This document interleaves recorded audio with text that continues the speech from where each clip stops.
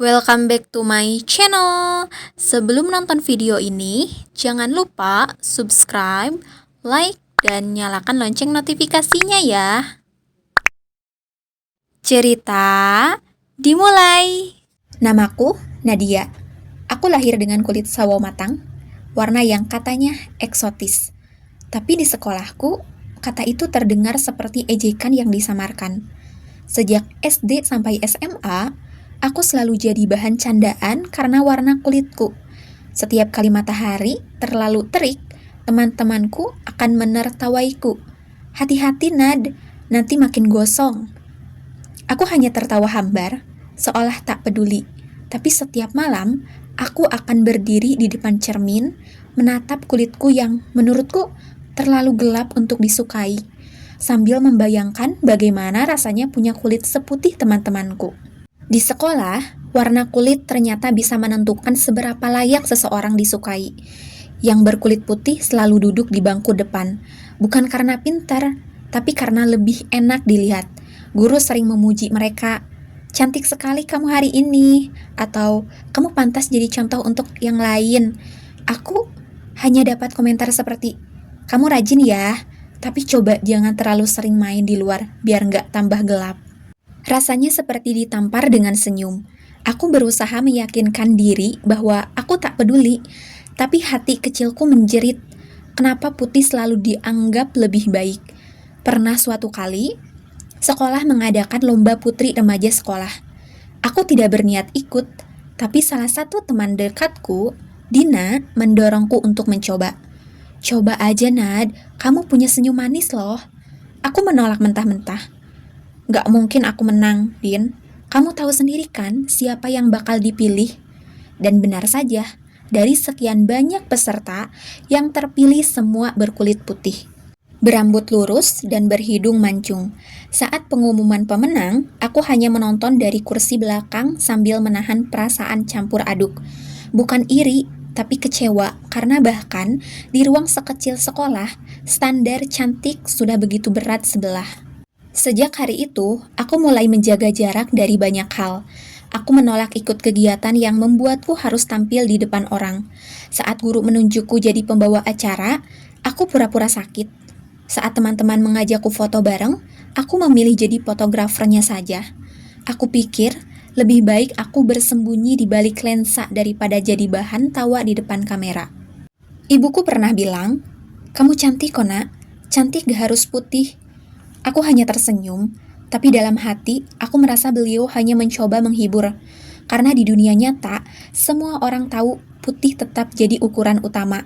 Di iklan sabun, modelnya selalu berkulit cerah. Di acara televisi, yang diwawancara selalu mereka yang enak dilihat. Bahkan di lingkungan sosial, komentar seperti, "Kamu cantik, tapi sayang agak gelap," sudah jadi hal yang biasa. Dan aku tumbuh di antara kata cantik dan sayang. Saat SMA, luka itu makin dalam. Anak-anak laki-laki di kelasku punya lelucon yang mereka anggap lucu. Memanggilku Nadia Kopi Susu, lalu tertawa ramai-ramai. Awalnya aku tersenyum, pura-pura tidak terganggu. Tapi lama-lama, aku mulai benci caraku berjalan, caraku tertawa, bahkan caraku memandang orang lain. Aku merasa dunia hanya menganggapku cantik kalau aku berubah menjadi seperti mereka. Berkulit putih, berambut lurus, dan bersuara lembut. Padahal, aku lahir dengan kulit sawo matang, rambut sedikit bergelombang, dan suara yang agak serak, semuanya terasa salah. Pernah suatu malam, aku mengoleskan krim pemutih yang kubeli diam-diam dari toko kecil. Aku berharap bangun dengan kulit lebih cerah. Tapi yang kudapat justru ruam di pipi dan rasa malu karena mencoba menghapus warna yang Tuhan pilihkan untukku. Aku menangis semalaman, bukan karena sakitnya kulitku, tapi karena sadar aku benci diriku sendiri tanpa alasan yang masuk akal. Semakin lama, rasa minder itu berubah jadi dinding tebal. Aku jarang berbicara di depan kelas, bahkan saat tahu jawabannya. Aku tidak pernah ikut lomba apapun lagi. Aku hidup dalam diam, berharap orang-orang akan melupakan keberadaanku. Dan anehnya, sebagian dari mereka benar-benar lupa. Yang mereka ingat hanya yang paling bersinar, paling putih, paling ideal. Sisanya seperti aku, hanya jadi latar belakang dalam foto kenangan. Tapi mungkin dalam diamku itu, Tuhan sedang menyiapkan sesuatu. Aku belum tahu apa. Yang ku tahu, aku tidak selamanya ingin bersembunyi. Ada bagian kecil dalam diriku yang masih ingin membuktikan bahwa kulit sawo matang ini juga bisa bercahaya. Bukan karena ingin menyaingi siapapun, tapi karena aku ingin berdamai dengan diriku sendiri. Aku tidak tahu kapan waktunya tiba, tapi mungkin suatu hari nanti, aku akan berani menatap cermin lagi. Bukan untuk mencari kekurangan, tapi untuk melihat seseorang perempuan yang bertahan, meski dunia sering menganggapnya tak cukup putih untuk disebut cantik. Waktu berjalan cepat. Tanpa kusadari, aku sudah beranjak dewasa. Kini aku bekerja sebagai staf administrasi di sebuah perusahaan kecil. Hidupku sederhana, berangkat pagi, pulang sore, lalu menghabiskan malam dengan membaca buku atau menonton video motivasi di YouTube. Tapi di balik rutinitas itu, masih ada satu hal yang tak pernah benar-benar sembuh, rasa tidak percaya diri. Setiap kali aku melihat rekan kerjaku yang berkulit cerah dan selalu jadi pusat perhatian, hatiku terasa diremas. Mereka selalu terlihat lebih ramah, lebih dihargai, dan entah kenapa, setiap kali ada acara kantor, mereka yang diminta tampil di depan. Aku hanya duduk di barisan belakang, sibuk menunduk pada layar ponsel meski tak benar-benar membaca apapun. Suatu kali, kantorku mengadakan acara ulang tahun perusahaan. Panitia mencari perwakilan karyawan untuk ikut lomba fashion show internal. Saat rapat, salah satu rekan kantor berkata, "Kita butuh yang tinggi dan berpenampilan menarik. Mungkin Rina atau Vika, cocok ya?" Semua mengangguk setuju. Aku hanya tersenyum kecil sambil menunduk seperti biasa. Tak ada yang menoleh ke arahku, dan aku pun tidak berharap. Sudah biasa. Rasanya tidak dianggap bukan lagi menyakitkan, hanya membekas seperti bekas luka yang sudah mati rasa. Namun hari itu, sesuatu yang aneh terjadi. Sore menjelang pulang, seorang senior perempuan di kantor, Mbak Lila, menghampiriku. "Nat, kamu gak tertarik ikut fashion show kantor?" Aku langsung menatapnya heran. "Aku? Enggak, Mbak, aku gak cocok." "Kenapa gak cocok?" katanya sambil tersenyum. "Kamu punya postur bagus loh. Kulit kamu sawo matang, tapi justru itu unik." Aku tertawa pelan. "Unik itu kata lain dari beda, tapi enggak cukup bagus kan, Mbak?" Mbak Lila tidak membalas, hanya menatapku lama. "Nad, kadang yang kamu anggap kekurangan, justru bisa jadi ciri khas kalau kamu mau berdamai dengan itu." Aku tak menjawab, kata-katanya mengusik sesuatu di dalam diriku, sesuatu yang sudah lama kuabaikan. Malam itu aku tidak bisa tidur. Aku berdiri di depan cermin, menatap pantulan wajahku sendiri. Kulitku memang tidak putih, tapi juga tidak seburuk yang dulu kupikirkan. Rambutku sedikit bergelombang, dan pipiku sudah tak semontok dulu. Mungkin aku memang terlalu keras pada diriku sendiri. Tapi bayangan masa sekolah itu masih jelas di kepalaku. Suara tawa mereka, julukan kopi susu, komentar tentang putih dan cantik, semua masih menggema. Aku takut kalau aku mencoba tampil, dunia akan menertawakanku, lebih seperti dulu. Aku menggigit bibir, lalu mematikan lampu kamar. "Enggak, aku enggak siap," bisikku dalam gelap. Seminggu kemudian, lomba fashion show itu berlangsung. Aku tentu tidak ikut, tapi duduk di bangku penonton, menatap rekan-rekanku berlenggak-lenggok di atas panggung. Mereka semua tampak percaya diri dan bersinar. Sesekali aku mendengar penonton berbisik, "Yang putih itu cantik banget ya?" Atau, "Yang kulitnya cerah kelihatan elegan ya?" Dan di detik itu, luka lamaku terasa terbuka lagi. Putih selalu diutamakan, pikirku. Dari sekolah sampai tempat kerja, bahkan mungkin di seluruh dunia, warna kulitku tetap dianggap kelas 2. Setelah acara selesai, Mbak Lila menghampiriku lagi. "Nat, minggu depan kantor kita disponsori brand lokal yang lagi cari model untuk katalog busana kerja. Aku daftarin kamu ya." Aku hampir tersedak. "Hah, Mbak? Aku nggak bisa model. Lagi pula, model tuh harus yang... Ya, kamu tahu sendirilah, Mbak. Yang putih, cantik, tinggi, kayak artis." "Tahu nggak, Nad?" katanya lembut. "Brand itu justru cari model yang kelihatan natural dan Indonesia banget. Aku lihat kamu cocok. Anggap aja pengalaman baru." Aku ingin menolak, tapi entah kenapa suaraku tak keluar. Ada rasa takut, tapi juga sedikit rasa penasaran yang belum pernah muncul sebelumnya. Semalaman aku berpikir keras, bagaimana kalau nanti aku diketawain? Bagaimana kalau mereka menolak aku mentah-mentah? Tapi di sisi lain, ada suara kecil dalam hatiku yang berkata, kamu udah cukup lama bersembunyi, coba sekali aja, siapa tahu dunia gak sekejam yang kamu kira. Keesokan harinya, aku menatap wajahku di cermin lagi. Untuk pertama kalinya setelah bertahun-tahun, aku mencoba tersenyum tanpa menilai. Aku tidak memakai make up berlebihan, tidak menutupi kulitku dengan bedak yang lebih terang. Aku hanya ingin melihat diriku sendiri, apa adanya. Dan saat itu, entah kenapa, aku merasa sedikit lebih ringan. Seminggu kemudian, aku benar-benar datang ke audisi itu. Tempatnya sederhana, tapi dipenuhi perempuan-perempuan cantik dengan kulit cerah dan busana modis. Aku hampir berbalik pulang sebelum sempat mendaftar, namun suara Mbak Lila terngiang di kepala. Kadang, yang kamu anggap kekurangan justru bisa jadi ciri khas. Aku menarik napas panjang. Mungkin sudah waktunya berhenti dari bayangan sendiri. Aku melangkah masuk ke ruangan itu.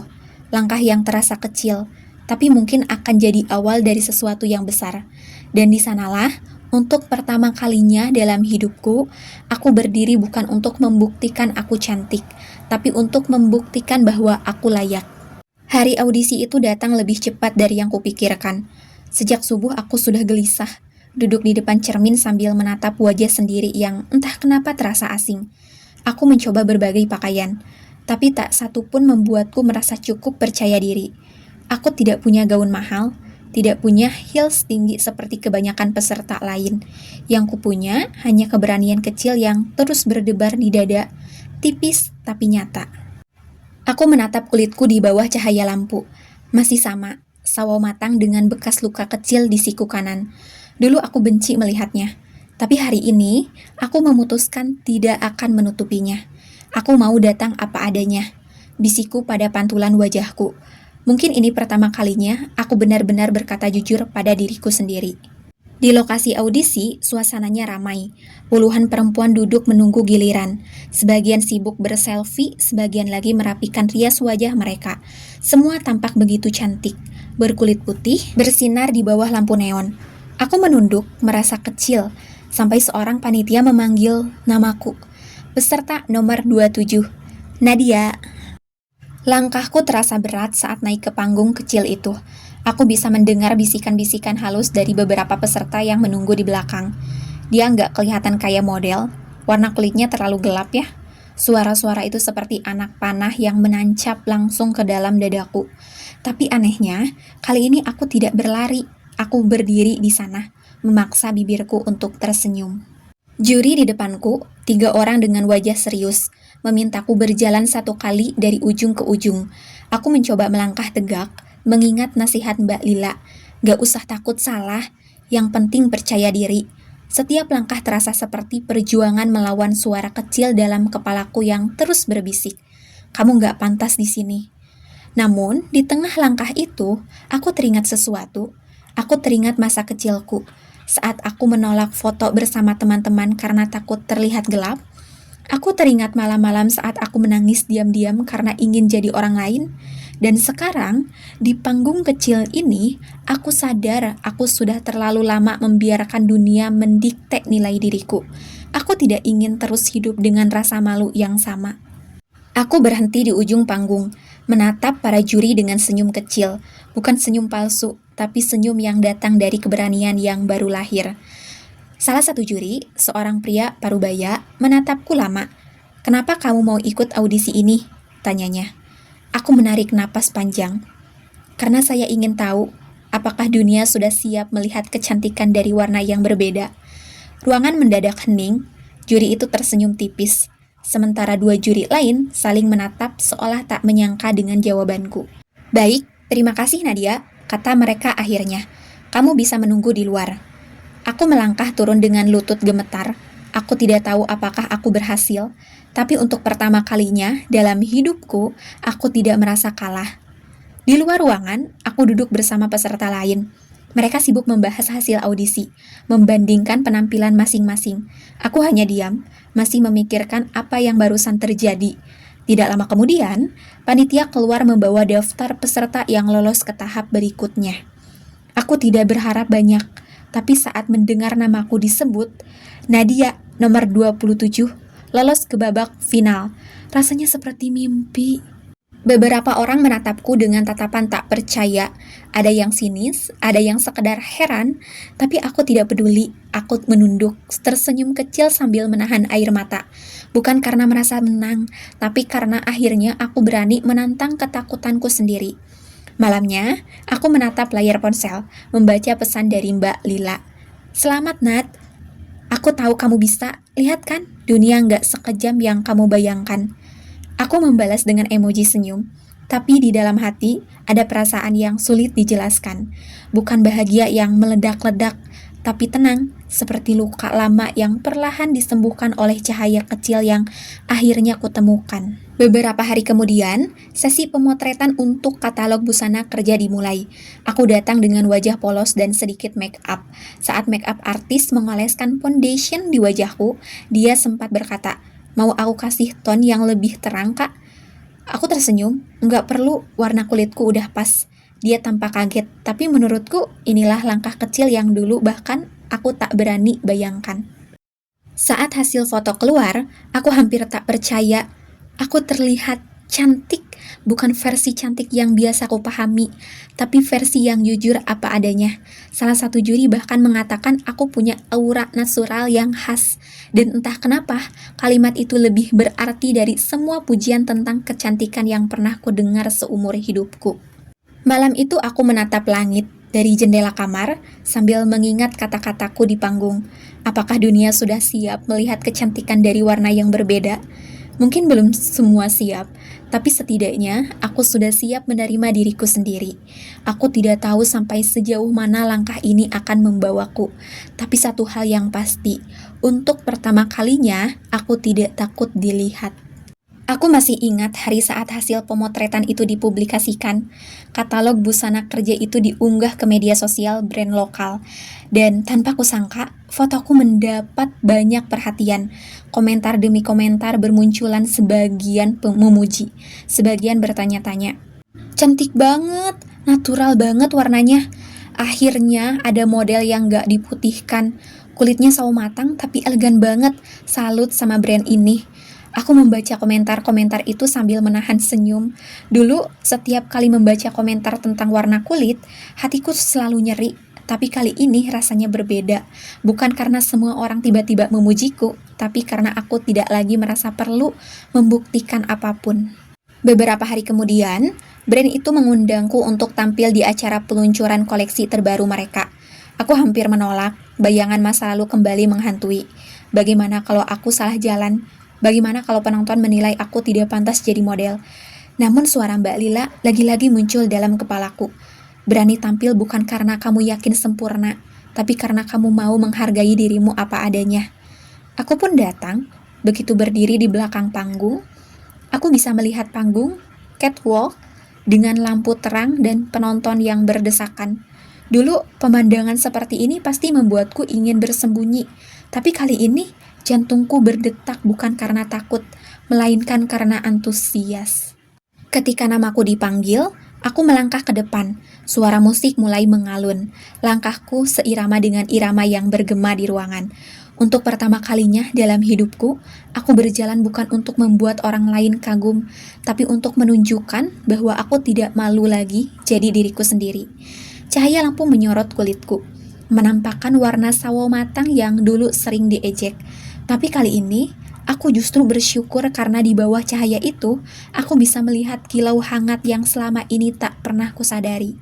Usai acara, seseorang dari media lokal mewawancaraiku. "Boleh tahu rahasianya apa, Kak Nadia?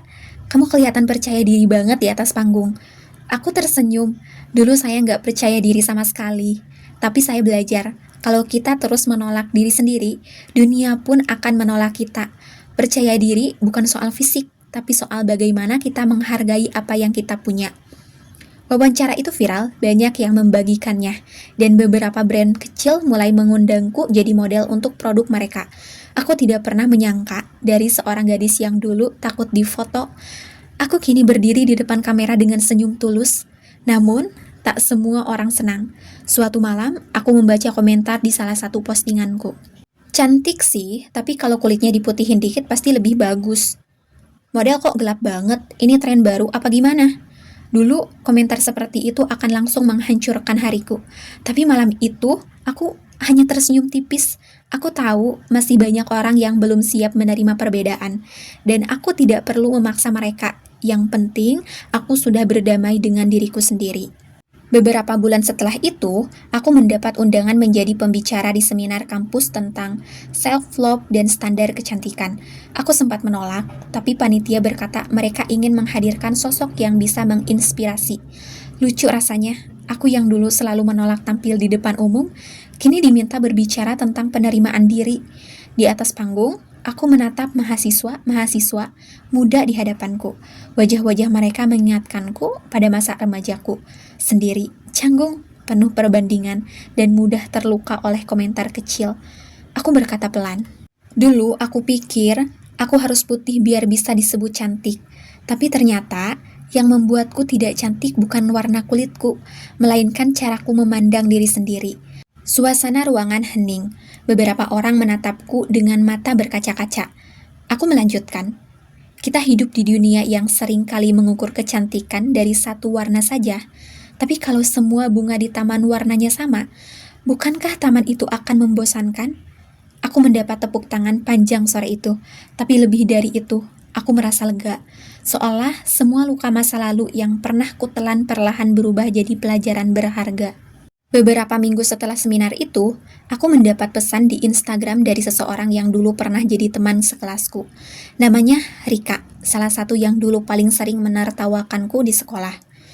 Hai Nad, aku lihat kamu sekarang luar biasa banget. Maaf ya, dulu aku sering ngomong jahat soal kulitmu. Aku bener-bener gak sadar waktu itu kalau aku nyakitin. Aku menatap layar cukup lama sebelum membalas. Gak apa-apa Rika, aku sudah lama maafin kok. Dulu aku juga belum ngerti caranya mencintai diri sendiri. Saat ku kirim pesan itu, aku tersenyum. Ternyata memaafkan bukan berarti melupakan, tapi melepaskan beban yang sudah terlalu lama dipikul. Kini, setiap kali aku melihat diriku di cermin, aku tidak lagi mencari kekurangan. Aku melihat perempuan yang bertahan, yang bangkit, dan akhirnya menyadari bahwa setiap warna punya keindahan sendiri. Mungkin aku tidak akan pernah jadi model terkenal, tapi aku tahu aku sudah memenangkan sesuatu yang jauh lebih besar dari sekedar lomba atau sorotan kamera, penerimaan diri. Pagi itu, aroma roti hangat dan kopi hitam memenuhi dapur mungil di apartemen kecil di Amsterdam. Sinar matahari musim semi menembus jendela besar, menyorot wajah perempuan berkulit sawo matang yang sedang memotong buah di atas meja. Namanya masih sama, Nadia, tapi hidupnya sudah jauh berbeda. Dulu, ia selalu menunduk saat berjalan di koridor sekolah karena takut ejekan. Sekarang, ia justru menjadi wajah dari sebuah kampanye besar bertajuk True Shade of Beauty, kampanye internasional yang menentang diskriminasi warna kulit. Di sudut dapur, seorang pria berambut pirang dengan mata biru cerah melangkah sambil membawa 2 cangkir kopi. "Morning, love," ucapnya dengan logat Eropa yang khas. "Morning," jawab Nadia sambil tersenyum lembut. Dialah Ethan, suaminya, lelaki yang dulu bertemu dengannya saat pemotretan untuk majalah mode. Ethan bukan hanya jatuh cinta pada wajah Nadia, tapi pada cara dia berbicara, tenang tapi penuh makna, lembut tapi kuat. "Besok kamu ke Jakarta kan?" tanya Ethan sambil duduk di sampingnya. "Iya, ada undangan jadi pembicara di seminar kecantikan lokal. Mereka mau aku cerita soal perjalanan karirku." "Cerita juga tentang perjalanan hatimu," sahut Ethan sambil tersenyum penuh arti. Nadia tertawa kecil. "Yang mana? Tentang bagaimana aku dulu hampir berhenti percaya diri karena kulitku sendiri. Justru itu, banyak gadis di luar sana yang butuh dengan cerita itu sayang." Ia terdiam sejenak, menatap jari-jarinya yang dulu sering ia bandingkan dengan tangan teman-temannya yang lebih putih. Kini jari itu dihiasi cincin pernikahan perak, berkilau di bawah cahaya matahari. Lucu, pikirnya. Dulu ia berusaha keras untuk menjadi seperti orang lain. Sekarang, dunia justru memujinya karena menjadi dirinya sendiri. Beberapa hari kemudian, Nadia tiba di Jakarta. Udara panas langsung menyambutnya. Namun aroma tanah dan hujan yang baru berhenti membuat hatinya terasa akrab. Sudah 3 tahun ia tak pulang sejak pindah ke luar negeri.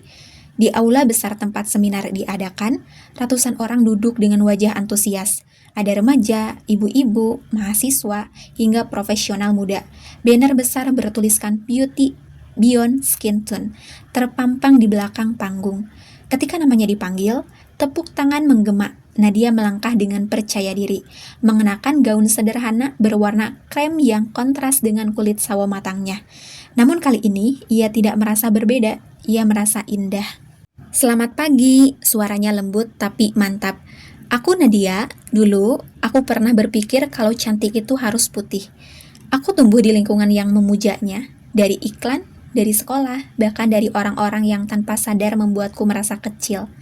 Beberapa orang di barisan depan mengangguk pelan. Nadia melanjutkan. Waktu kecil, aku sering diejek karena warna kulitku. Aku bahkan pernah menolak ikut lomba karena takut dianggap nggak pantas tampil. Tapi hidup punya cara lucu untuk mengajari kita ya. Aku justru diminta ikut ajang model, dan di sanalah aku belajar menerima diri. Suaranya mulai bergetar, tapi matanya bersinar. Aku nggak menang karena aku putih. Aku menang karena aku berhenti membenci diri sendiri. Karena aku sadar, Tuhan gak pernah salah menciptakan warna kulit. Ruangan hening. Beberapa peserta bahkan meneteskan air mata. Nadia tersenyum, lalu menutup dengan kalimat yang kemudian viral di media sosial. Cantik itu bukan tentang seberapa putih kulitmu, tapi seberapa kamu berdamai dengan dirimu sendiri. Setelah seminar usai, seorang gadis SMA menghampirinya. Kulitnya gelap, rambutnya keriting, dan matanya berair. Kak, aku sering dibully karena kulitku.